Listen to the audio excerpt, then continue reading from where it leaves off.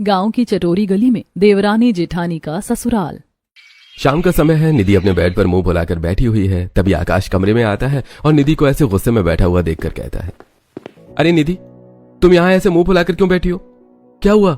Office से आती मुझे लगा था तुम चाय के लिए पूछोगी, पर तुम तो जैसे किसी से लड़ने को तैयार बैठी हो। इस घर में तो बस चाय और सादा खाना ही बचा है। आकाश, मुझे सच में बहुत बुरा लग रहा है। आज फिर दादी सबको बता रही थी कि मैंने दोपहर का खाना नहीं खाया। हाँ, तो गलत क्या कहा उन्होंने? तुमने खाना क्यों नहीं खाया? मम्मी ने बड़े प्यार से कद्दू की सब्जी और रायता बनाया था। खाना पौष्टिक था। क्या समस्या है?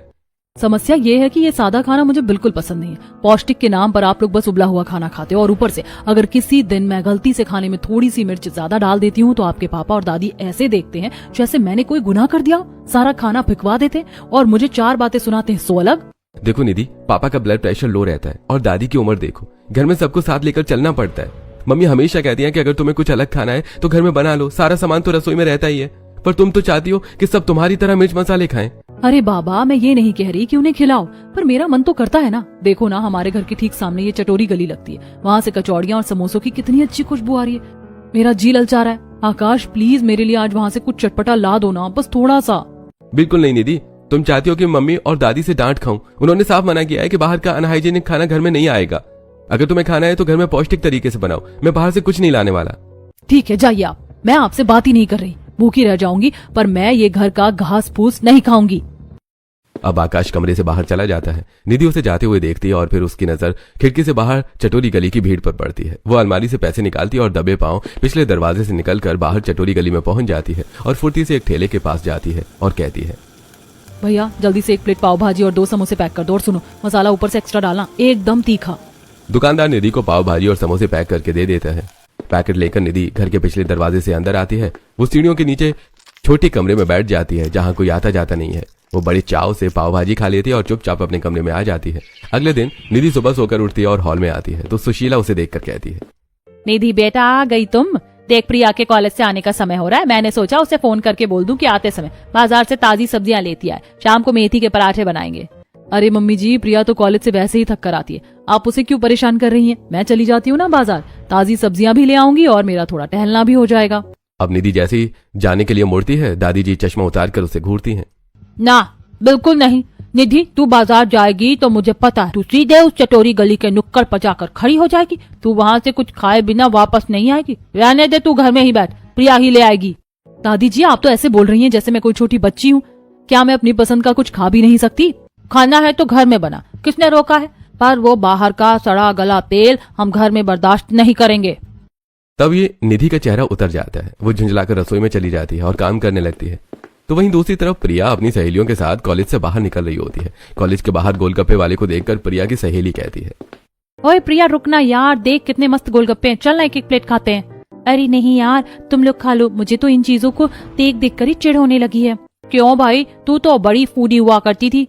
यार तुम्हें तो पता ही है, हमारे मोहल्ले में वो चटोरी गली है। दुनिया भर का जितना भी तेल मसाला और फास्ट फूड है सब वहाँ मिलता है। रोज उसे देख देख कर और उसकी स्मेल सूंघ सूंघ कर मेरा मन ही मर गया है। मुझे तो अब घर का सादा खाना ही अच्छा लगता है। और एक मेरी भाभी है, निधि भाभी, वो तो बस बहाने ढूंढती है कि कैसे भी करके उस चटोरी गली का कुछ खाने को मिल जाए। अपनी सहेली से बातें करने के बाद प्रिया घर की तरफ निकलती है। रास्ते में वो सब्जी लेती है और थोड़ी देर बाद घर पहुंच जाती है और सब्जी निधि को देते हुए कहती है, ये लो भाभी, मैं सब्जियां ले आई हूँ, खाना बना लो। निधि सब्जियां लेती है और रसोई में जाकर खाना बनाने लगती है। वो रसोई में मेथी साफ कर रही होती है। बाहर से कचौड़ियों के छन्ने की आवाज और खुशबू आ रही है। निधि का ध्यान बार बार उधर जा रहा था। निधि खाना बनाती है और सभी लोगों को खिलाती है। अब खा पीकर सभी अपने कमरों में आराम करते हैं। तभी खिड़की से आ रही खुशबू को सूंघकर वो अपने आप से कहती है, क्या खुशबू है? ये पक्का गुप्ता जी की दुकान की स्पेशल कचौड़ियां हैं, और वो मोमोज की चटनी की तीखी खुशबू।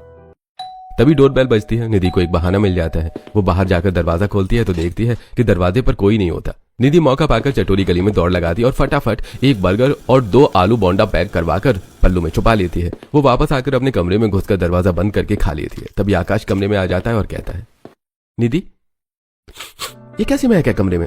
तुमने फिर से कुछ बाहर का खाना खाया है क्या? अरे नहीं आकाश, मैंने तो कुछ नहीं खाया। ये तो बाहर चटोरी गली से खुशबू आ रही होगी, हवा चली है ना अभी। निधि बस करो, ये देखो डस्टबिन में बर्गर का रैपर पड़ा है। तुम खुद से मान क्यों नहीं जाती? अरे तुम अपनी सेहत के साथ खिलवाड़ कर रही हो। ये बाहर का खाना तुम्हें बहुत नुकसान देगा। जब तुम पर बीतेगी ना, तब तुम्हें समझ आएगा कि घर वाले तुम्हारी भलाई के लिए कहते हैं।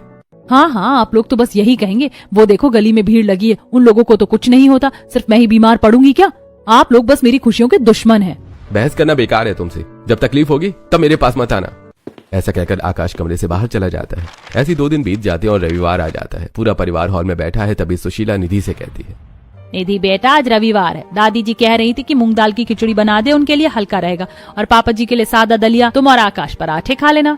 मम्मी जी, मुझसे नहीं बनता इतना सारा अलग अलग खाना। कभी कभार तो आप लोग भी बाहर का खा लिया करो। मेरा तो आज किचन में जाने का बिल्कुल मन नहीं है। बाहर चटोरी गली में कितनी वैरायटी है, आज वहीं से मंगवा लेते हैं। मैं नहीं बना रही आज खाना। भाभी, आप क्यों मम्मी पर चिल्ला रही हो? अगर आपका मन नहीं है तो कह दो, मम्मी आज मैं बना दूंगी खाना, भाभी को रहने दो। नहीं प्रिया, तू अपना असाइनमेंट पूरा कर, मैं खुद देख लूंगी। अरे खाना ही तो बनाना है, कोई बहुत बड़ा काम नहीं करना है जो इतना सोच रही हो तुम लोग। कोई भी बना ले जाकर। तभी पड़ोसन विमला वहां आती है और कहती है, अरे सुशीला बहन, क्या हो रहा है? क्या होगा विमला, हमारी बड़ी बहू के नखरे बढ़ गए। बोलती है कि इतनी बड़ी फैमिली का खाना उससे नहीं बनता। अब तो हमें छोटी बहू की बहुत जरूरत है। अरे तो मैं इसीलिए तो आई हूँ। एक बहुत अच्छी लड़की है आरती, घर गृहस्थी में एकदम निपुण। ये लो फोटो देखो। तभी सब फोटो देखते हैं। वरुण भी शर्माते हुए फोटो देखता है। सबको लड़की पसंद आ जाती है। तब निधि अपने आप से कहती है, चलो कम से कम अब कोई तो आएगा जो मेरा साथ देगा। भगवान करे ये आरती भी मेरी जैसी चटोरी हो, फिर हम दोनों मिलकर इस घर के सादे खाने का तख्ता पलट कर देंगे। अब अगले दिन पूरा परिवार आरती के घर जाता है। आरती सभी को बहुत पसंद करती है और इस तरह आरती और वरुण का रिश्ता पक्का हो जाता है। अब कुछ दिनों के अंदर वरुण और आरती की धूमधाम से शादी हो जाती है और आरती दुल्हन बनकर वरुण के घर आ जाती है। निधि आरती का गृह प्रवेश करवाते हुए कहती है, स्वागत है आरती, मुझे बहुत खुशी है कि तुम इस घर में आई हो। अब हम दोनों मिलकर इस घर को संभालेंगे। आरती भी अपनी देवरानी को इतना खुश देखकर बहुत खुश होती है। सभी लोग अपने अपने कमरे में जाकर आराम करते हैं। अगले दिन आरती नहा धोकर तैयार होकर हॉल में आती है। तभी सुशीला उससे कहती है, बेटा आरती, आज तुम्हारी पहली रसोई है, कुछ मीठा बना लेना और बाकी जो तुम्हें अच्छा लगे वो पौष्टिक सा खाना बना लेना। जी मम्मी जी, आप फिक्र मत कीजिए, मैं सबको अपनी पसंद का बेहतरीन खाना खिलाऊंगी। ऐसा कहकर आरती रसोई में जाती है और अलमारी से मैदा, कॉर्नफ्लोर और गरम मसाले निकालती है। वो चाउमीन, बर्गर, पिज्जा और पोहा, सूजी का हलवा, पूरी, राजमा चावल, तड़के वाली दाल, ये सब कुछ बनाकर डाइनिंग टेबल पर लगा देती है। तभी निधि खाना देखकर कहती है, क्या बात है आरती, तू तो मेरी सगी बहन निकली। यहाँ तो मैं तरस गई थी ऐसा कुछ खाने के लिए। आज तो मजा आ जाएगा। तुम्हारे खाने की खुशबू के आगे तो चटोरी गली की खाने की खुशबू भी फेल है। ये क्या है आरती बेटा, ये नाश्ता है या कोई जंग की तैयारी? बेटा मैंने कहा था कुछ पौष्टिक बनाना। ये तो पूरा तेल और मैदा है। हमारे घर में इतना तला भुना कोई नहीं खाता। ये सेहत के लिए बहुत भारी है। हे भगवान, इतना तेल, इसे खाकर तो मेरा पेट कल तक जवाब दे देगा। छोटी बहू, क्या तुझे किसी ने बताया नहीं कि हम लोग सादा खाना पसंद करते हैं? सॉरी मम्मी जी, मुझे लगा आप सबको पसंद आएगा। अरे दादी जी, कभी कभी तो चलता है ना। देखिए कितनी अच्छी खुशबू है, आज खा लीजिए, कभी कभी खाने से कुछ नहीं होता। ऐसा कहकर निधि खाना खाने लगती है। तो वहीं घर के बाकी लोग आधा अधूरा खाना खाकर ही उठ जाते हैं। उसके बाद दोनों बहुएं काम में लग जाती हैं। रात को अपना काम खत्म करने के बाद निधि आरती के कमरे में जाती है और बातें करते हुए कहती है, देख आरती, ये लोग ऐसे ही हैं, इन्हें बस सादा खाना चाहिए। मुझे भी ये यही बोलते हैं कि मैं भी सादा खाना बनाया करूं और खाया करूं। बताओ, कोई इतना बेस्वाद खाना खाकर जी सकता है? दीदी, मुझसे भी ये सादा खाना नहीं खाया जाता, मुझे तो चटपटा ही पसंद है। तो फिर डील पक्की, हम दोनों मिलकर बाहर का मजे से खाएंगे और घर वालों को भनक भी नहीं लगने देंगे। बिल्कुल दीदी, हम दोनों की खूब जमेगी। अगले दिन आरती कमरे में बड़ी उदास बैठी थी। वरुण आता है। तब आरती उससे कहती है, सुनिए ना, मेरा बाहर का चटपटा खाने का बड़ा मन कर रहा है। सामने चटोरी गली से मुझे कुछ समोसे और पकौड़े ला दो ना प्लीज। तुम कैसी बातें कर रही हो आरती? तुम्हें पता है ना कि घर वालों को उस चटोरी गली से कुछ खाना और खिलाना दोनों पसंद नहीं है। वैसे भी वो लोग कितने अनहाइजीनिक तरीके से बनाते हैं। तुम्हारी तबीयत खराब हो सकती है। रहने दो, कल घर पर ही बनाकर खा लेना। कभी तो आपसे बाहर का कुछ लाने के लिए कहा है, वो भी आपने मना कर दिया। रहने दीजिए, मैं भूखी ही रह जाऊंगी। अच्छा बाबा, मैं अभी ला देता हूँ, लेकिन बस आज लाऊंगा, फिर कभी मत मंगाना। अब वरुण बाजार जाता है और चटोरी गली से पकौड़े समोसे लेकर आरती को दे देता है। आरती खा लेती है। ऐसे कुछ दिन बीत जाते हैं। एक दिन निधि और आरती मौका पाकर चुपके से चटोरी गली में जाती हैं और एक कोने में खड़ी होकर बड़ी चाव से प्लेट भर भर के चाट और गोलगप्पे खाती हैं। आरती ने अपने गोलगप्पे में ऊपर से खूब सारा लाल मिर्च वाला मसाला डलवाया है। गोलगप्पा खाते हुए आरती कहती है, दीदी क्या स्वाद है। घर के उस सादे खाने के बाद तो ये जन्नत लग रहा है। मुझे तो समझ ही नहीं आता कि आकाश भैया और वरुण को ये सब पसंद क्यों नहीं है। पसंद तो सबको होता है आरती, पर यहाँ सब हेल्थ कॉन्शियस बनने का नाटक करते हैं। प्रिया को देखो, वो तो ऐसे नाक से कोड़ती है जैसे हम जहर खा रहे हो। तुम बस खाओ और खुश रहो। अब दोनों चटोरी गली के गोलगप्पे और समोसे खाकर चुपचाप घर वापस आ जाती हैं और चुपके से अपने अपने कमरे में घुस जाती हैं। तभी वरुण आरती के कमरे में आता है और कहता है, आरती, ये कैसी अजीब सी महक आ रही है कमरे में। ऐसा लग रहा है जैसे तुमने अभी अभी बहुत सारा लहसुन और मसाला खाया हो। नहीं तो वरुण, वो एक्चुअली मैंने अभी एक मैगजीन पढ़ी थी, उसमें लिखा था कि कमरे में हींग और मसालों की खुशबू रखो तो मच्छर नहीं आते। बस वही ट्राई कर रही थी। हींग? आरती तुम मुझसे झूठ बोल रही हो। देखो पापा और मम्मी हमेशा तुम्हारी भलाई के लिए कहते हैं, बाहर का ये गंदा खाना तुम्हें बहुत भारी पड़ेगा। अभी तो तुम नई आई हो, लाड प्यार में हम कुछ नहीं कह रहे, लेकिन अगर बीमार पड़ी तो डॉक्टर के पास मुझे ही लेकर जाना होगा। आप लोग तो बस लेक्चर देना जानते हैं। थोड़ी सी चाट खा ली तो क्या पहाड़ टूट पड़ा। जाइए यहाँ से, मुझे सोने दीजिए। ऐसे 2 दिन बीत जाते हैं और संडे आ जाता है। पूरा परिवार हॉल में बैठा चाय पी रहा है। तभी प्रिया कहती है, पापा आज संडे है, बहुत दिन हो गए हम सब साथ बाहर नहीं गए। पास के मैदान में मेला भी लगा है और सुना है वहाँ शॉपिंग के लिए भी बहुत कुछ है, चलें क्या? क्यों नहीं बेटा, आज शाम को सब तैयार रहना। हम मेले जाएंगे, शॉपिंग करेंगे और रात का खाना भी बाहर ही खाएंगे। वाह, ये हुई ना बात। आज तो बाहर डिनर होगा। आरती, सुना तुमने? आज तो पार्टी है। पार्टी पर ध्यान रखना कि खाना साफ सुथरी जगह पर ही खाएंगे। मैंने सुना है वहाँ एक हेल्थ कैफे खुला है, वहाँ बहुत अच्छा पौष्टिक खाना मिलता है। तभी निधि और आरती एक दूसरे की तरफ देखकर आंखें घुमाती हैं। शाम को सभी लोग तैयार होकर मेले में जाते हैं। पहले वो अपने लिए कुछ चीज खरीदते हैं, उसके बाद सभी एक अच्छे से रेस्टोरेंट में जाते हैं। पूरा परिवार एक बड़ी टेबल पर बैठा है। वेटर मेन्यू लेकर आता है। तभी रविशंकर और सुशीला मेन्यू पढ़कर वेटर से कहते हैं, भैया हमारे लिए 1 प्लेट स्प्राउट्स चाट, वेज बिरयानी बिना मसाले वाली और कुछ सादी सब्जी और रोटी ले आओ, और हाँ, खाने में तेल बिल्कुल कम रखना। और मेरे लिए एक वेज सैंडविच बिना ग्रिल किया हुआ। देख रही हूँ आरती, यहाँ भी वही घास फूस। मेरा तो मूड खराब हो गया। हाँ दीदी, ऐसा करती हूँ कि अब हम दोनों के लिए मैं अलग से ऑर्डर कर देती हूँ। ऐसा कहकर आरती वेटर को अपने पास बुलाती है और कहती है, भैया इधर सुनो, हमारे लिए एक बड़ा एक्स्ट्रा लार्ज पिज्जा, 2 बर्गर और खूब सारी चिली गार्लिक नूडल्स लिया, और सुनो ऊपर से मसाला एक्स्ट्रा डालना, एकदम तीखा। तभी वरुण हैरानी से कहता है, आरती ये क्या ऑर्डर कर रही हो? अभी कल ही तो तुम्हारा पेट भारी था। बहू मान जाओ, इतनी जिद अच्छी नहीं है। इतना मसाला और मैदा खाओगे तो रात भर वॉशरूम के चक्कर लगाओगी।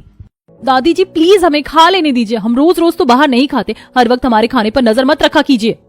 अब सभी लोगों ने समझाते हैं, लेकिन वो किसी की नहीं सुनती। तभी जैसे ही सभी लोगों का खाना आता है तो सबसे पहले आरती और निधि पिज्जा और नूडल्स पर टूट पड़ती हैं। वो ऊपर से एक्स्ट्रा पेरी पेरी मसाला और चिली फ्लेक्स डाल कर खा रही होती हैं। तभी कविता दोनों को घूर घूर कर देख रही है। तब आरती कहती है, दादी जी प्लीज हमें खा लेने दीजिए, हम रोज रोज तो बाहर नहीं आते, हर वक्त हमारे खाने पर नजर मत रखा कीजिए। अगले दिन कविता, रविशंकर और सुशील हॉल में बैठे थे। तभी वरुण और आकाश वहां आते हैं। वरुण आकाश को परेशान देखकर कहता है, क्या हुआ भैया, आप काफी परेशान दिखाई दे रहे हैं। अरे मत पूछ वरुण, पूरी रात निकल गई, निधि ने मुझे सोने ही नहीं दिया। कभी वॉशरूम जा रही है, कभी बाहर जा रही है, पेट पकड़कर रो रही थी। रात भर उसकी तबीयत खराब थी और पेट में दर्द था। भैया यही हाल मेरे कमरे का भी था। आरती को तो रात को 2 बार वॉमिटिंग हुई, उसे बुखार भी चढ़ रहा है। कल उस मेले में उस मसालेदार खाने ने अपना रंग दिखाई दिया। तभी निधि और आरती दीवार का सहारा लेकर पेट पकड़कर हॉल में आती हैं और सोफे पर बैठ जाती हैं। तब सुशीला कहती है, क्या हुआ बहू, अब भी खाना है क्या वो तीखा मसाला? कल तो बड़े मजे से पिज्जा पर मिर्च छिड़क कर खा रही थी। मैंने कल ही टोका था, पर मेरी बात तो तुम लोगों को जहर लगती है। अब भुगतो, भगवान करे तुम्हें अकल आ जाए। हम क्या तुम्हारे दुश्मन हैं जो तुम्हें अच्छा खाना खाने से रोकते हैं? सॉरी दादी जी, बहुत तेज दर्द हो रहा है, लग रहा है पेट में आग लगी है। अब कभी बाहर का नहीं खाऊंगी, बस एक बार ठीक हो जाए। मुझे तो उस चटोरी गली की तरफ देखने का भी मन नहीं कर रहा। प्लीज मम्मी जी कुछ कीजिए। रवि शंकर, जरा तू डॉक्टर को फोन लगा दे, वो घर आकर ही दोनों बहुओं को दवाई दे देगा। और सुशीला, हींग डालकर दोनों के लिए मूंग दाल की खिचड़ी बना दे, खाकर पेट में ठंडक रहेगी। अब रविशंकर डॉक्टर को फोन करता है और सुशीला खिचड़ी बनाने के लिए रसोई में चली जाती है। थोड़ी देर बाद डॉक्टर घर आकर चेकअप करके दवाइयां देता है। डॉक्टर के जाने के बाद दोनों आरती के कमरे में जाकर आराम करती हैं। थोड़ी देर बाद सुशीला रसोई से मूंग की दाल की खिचड़ी लेकर आती है और दोनों को खाने को देती है और कहती है, ये लो गरम गरम खिचड़ी खाओ, अब कुछ दिन यही खाना है। मम्मी जी ये तो बहुत फीकी है, क्या थोड़ा सा अचार ले सकती हूँ? बिल्कुल नहीं, 1 चम्मच अचार भी तुम्हें फिर से अस्पताल पहुँचा सकता है। चुपचाप ये खिचड़ी खाओ और सो जाओ। ऐसा कहकर सुशीला बाहर चली जाती है। निधि और आरती एक दूसरे की तरफ देखती हैं और गंदा समूह बनाती हैं। आरती, ये खिचड़ी तो निगली भी नहीं जा रही, हम कब तक ये खाएंगे? दीदी मैं तो 1 दिन में ही पक गई हूँ, अब पर क्या करें, पेट भी तो साथ नहीं दे रहा। बातें करते हुए दोनों खिचड़ी खा लेती हैं। ऐसे ही 2 दिन बीत चुके हैं। दोनों बहुओं की तबीयत अब थोड़ी बेहतर है। वो हॉल में बैठी हैं, बाहर से फिर वही मसालों की खुशबू आ रही है। तभी आरती निधि से कहती है, दीदी अब तो मैं ठीक हूँ, और सच कहूँ तो मुझे बहुत भूख लग रही है। ये खिचड़ी और दलिया खा खा कर तो मैं बीमार हो जाऊंगी।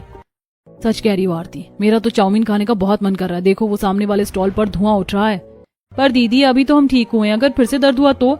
अरे थोड़ा सा खाने से कुछ नहीं होता, हम बस चख कर आ जाएंगे, घर वालों को पता भी नहीं चलेगा। चलो जल्दी से पल्लू ओढ़ो। अब दोनों फिर से चोरी छिपे चटोरी गली में पहुंच जाती हैं। वो एक प्लेट चाउमीन ऑर्डर करती हैं और मजे से खा रही होती हैं। तभी पीछे से दादी जी की आवाज आती है। भगवान सत्यानाश, तुम्हें बिल्कुल भी शर्म नहीं है। कल तक तुम दोनों घर में मुंह सड़ाकर पड़ी थी और आज फिर से यहाँ पहुँच गई। निधि और आरती के हाथ से चाउमीन की प्लेट छूटने ही वाली होती है। वो हक्की बक्की होकर दादी को देखती है। दादी जी वो हम तो बस टहलने आए थे। टहलते टहलते चाउमीन मुंह में चली गई। शर्म करो, तुम्हारी आदतें तुम्हें कहीं का नहीं छोड़ेंगी। घर चलो अभी। दादी के डालने पर वो दोनों घर तो आ जाती हैं, लेकिन जैसे ही उन्हें मौका मिलता है वो चटोरी गली में जाकर कुछ न कुछ खा लिया करती हैं। आजकल उनका पेट भी खराब रहने लगा था, लेकिन उसकी भी कोई उन्हें परवाह नहीं थी। ऐसे कुछ दिन बीत जाते हैं। एक दिन निधि और आरती को अपनी तबीयत ठीक नहीं लग रही थी, तो वो दोनों डॉक्टर के पास जाती हैं और अपना टेस्ट करवाती हैं। चेक करके डॉक्टर दोनों को बताता है। देखिए निधि जी, आरती जी, आपकी रिपोर्ट्स अच्छी नहीं है। आप दोनों का कोलेस्ट्रॉल लेवल बहुत बढ़ गया है। अगर आप इसी तरह बाहर का तला भुना खाती रहीं तो लिवर की गंभीर बीमारी हो सकती है। आपकी पाचन शक्ति पहले ही बहुत कमजोर हो चुकी है। कोलेस्ट्रॉल बढ़ गया है? डॉक्टर साहब, क्या ये वाकई इतना खतरनाक है? जी, ये बहुत खतरनाक है।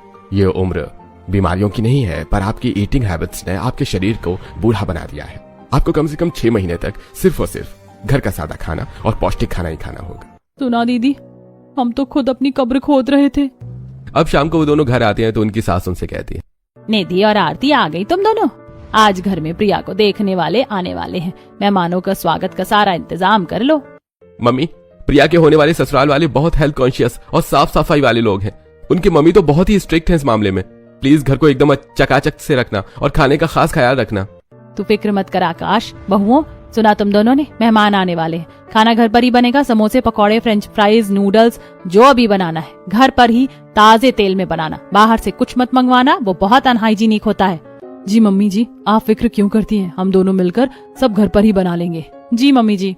अब निधि और आरती दोनों रसोई में जाती हैं और खाना बनाने की तैयारी करने लगती हैं। तभी निधि आरती से कहती है, आरती, इतना सारा खाना घर पर कौन बनाएगा? इतनी मेहनत कौन करे? दीदी, हम बेसिक खाना, चाय, मिठाई घर पर बना लेंगे। बाकी ये पकौड़े, समोसे और स्टार्टर्स हम चुपके से चटोरी गली से मंगवा लेंगे। किसी को क्या पता चलेगा। वाह, क्या दिमाग पाया है तुमने। चलो फिर यही करते हैं। वो दोनों मीठे में कस्टर्ड और सूजी का हलवा बना लेती हैं। उसके बाद मौका पाते ही दोनों चटोरी गली में जाकर अलग अलग तरह का खाना पैक करवाती हैं और पीछे के दरवाजे से घर में ले आती हैं। और रसोई में सब कुछ रखते हुए निधि कहती है, अच्छा हुआ आरती हम चटोरी गली से ये सारा सामान ले आए, वरना इसे बनाने में तो हमें शाम हो जाती। हाँ दीदी, बस अब हम हॉल में जाकर सभी के साथ बैठकर गप्पे लड़ाएंगे। ऐसा कहकर वे दोनों हॉल में आकर परिवार के साथ बैठकर बातें करने लगती हैं। तभी डोरबेल बजती है। सुशीला दरवाजा खोलती है। मेहमान अंदर आते हैं। सबका स्वागत होता है। बातचीत शुरू होती है। थोड़ी देर बाद सुशीला अपनी दोनों बहू से कहती है, निधि, आरती, जाओ अपने हाथों से बनाया हुआ नाश्ता सभी मेहमानों के लिए लगाओ। बहन जी, मेरी बहुएं बहुत अच्छा नाश्ता बनाती हैं, आप खा कर देखिए, आपको मजा आ जाएगा।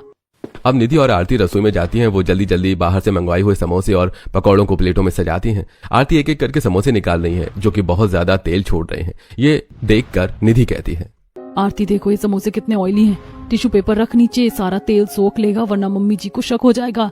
दीदी, मैंने टिश्यू रखे हैं, पर ये चटोरी गली वाले समोसे तो तेल से लबालब हैं। खैर, खुशबू तो लाजवाब है। मेहमान तो उंगलियां चाटते रह जाएंगे। दोनों बहुएं ट्रे सजाकर हॉल में पहुंचती हैं। ट्रे में समोसे, पकौड़े, पनीर पकौड़े और मिठाई सजी हुई है। मेहमानों की होने वाली सास बहुत ही गौर से खाने की प्लेट को देखती है। निधि बड़े प्यार से श्रीमती खन्ना को समोसे और पकौड़े सर्व करती है। श्रीमती खन्ना जैसे एक पकौड़ा खाने के लिए उठाती हैं तो उसमें ढेर सारा तेल था। वो उसे रख देती हैं और कहती हैं, ये इतना सारा तेल, ये बाहर से मंगवाया है क्या? मुझे बाहर का खाना बिल्कुल पसंद नहीं। अरे नहीं नहीं, ये तो मेरी बहुओं ने बनाया है। शायद तेल कम गर्म था, इसीलिए पकौड़े में तेल ज्यादा हो गया। आप समोसे खाइए। फिर श्रीमती खन्ना एक समोसा उठाकर उसे तोड़ती हैं तो उसमें मक्खी दिखाई देती है। वो समोसे को वापस प्लेट में रख देती हैं और कहती हैं, तो शीला जी, आपने कहा था कि आपके यहाँ सब कुछ घर का बना होता है, पर ये समोसे? हाँ बहन जी, मेरी दोनों बहुओं ने इसे घर पर ही बनाया है। सुशीला जी, मैं पक्का कह सकती हूँ कि ये खाना आपने घर पर नहीं बना। ये उस घटिया चटोरी गली से मंगवाया गया है, जहाँ धूल और मक्खियाँ उड़ती रहती है। कितना अनहाइजीनिक है। देखिए, इसमें मक्खी है।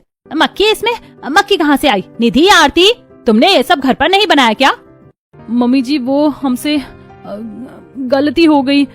हम इतनी सारी चीजें घर पर नहीं बना पाए, तो हमने सोचा कि मेहमानों की सेहत खतरे में डाल दे। मेरा तो मन खराब हो गया। मुझे तो जब मैं यहाँ आ रही थी तभी उस चटोरी गली की गंदी स्मेल चढ़ रही थी। बुरा मत मानना, पर जो लोग अपनी बहुओं को घर पर साफ खाना बनाना नहीं सिखा सकते, उन्होंने अपनी बेटी को क्या सिखाया होगा। माफ कीजिए, हम ये रिश्ता नहीं कर सकते।